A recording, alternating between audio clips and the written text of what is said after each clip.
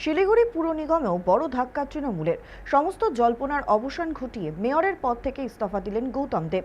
নির্বাচনে তৃণমূলের ভরাডুবির পর থেকেই তাঁর পদত্যাগ নিয়ে জোর জল্পনা চলছিল।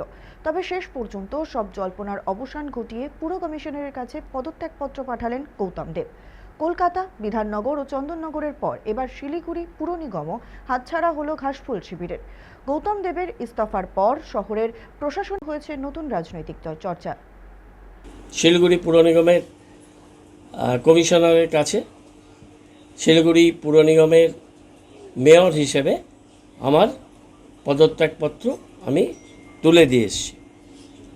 আমি এখানে বলতে চাই যে রাজ্যে পট পরিবর্তনের পর নতুন রাজ্য সরকারের এই স্বল্প সময়ে সরকার প্রতিষ্ঠা হওয়া আর কালকে পর্যন্ত, ইনফ্যাক্ট আজকে সকাল পর্যন্ত রাজ্য সরকারের সমস্ত কর্মসূচি, অন্নপূর্ণা ভাণ্ডার তার কার্ড দেওয়া, তার সার্ভের কাজ করা, বিশ্ব পরিবেশ দিবসে মায়ের নামে একটি গাছ, সেই পরিকল্পনা, সেই কাজ, জনকল্যাণ শিবিরগুলো সাকসেসফুলি করা, আন্তর্জাতিক যোগা দিবস, স্বচ্ছতা দিবস, এই সমস্ত কাজগুলো আমরা করেছি।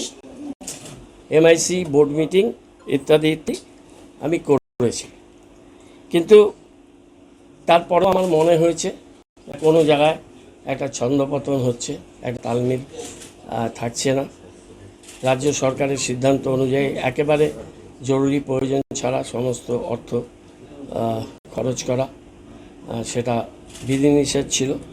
এবং বিভিন্ন সময়ে রাজ্য সরকারের বিভিন্ন মিটিংগুলো হচ্ছে, ডিস্ট্রিক্ট অ্যাডমিনিস্ট্রেশনের সাথে আধিকারিকদের মিটিং হচ্ছে। তো মেয়র সেখানে খুব একটা কনফারেন্সের জায়গায় থাকছিলাম না। সব দেখে শুনে আমি 5 দশকের বেশি সময় ধরে রাজনীতিতে আছি। 5 বার আমি পুর নিগমের জিতেছি, বিধানসভায় মন্ত্রী হয়েছে 2 বার, এবং অনেক দপ্তর আমি চালিয়েছি। আমি কোনো অসুয়া বা বিদ্বেষের মনোভাব নিয়ে আমি এই পথ ছাড়ছি না। নতুন রাজ্য সরকারের প্রতি শুভেচ্ছা থাকলো, তারা ভালো কাজ করুন, তাদের যে নির্বাচনী প্রতিশ্রুতি তারা সেটা পালন করুন।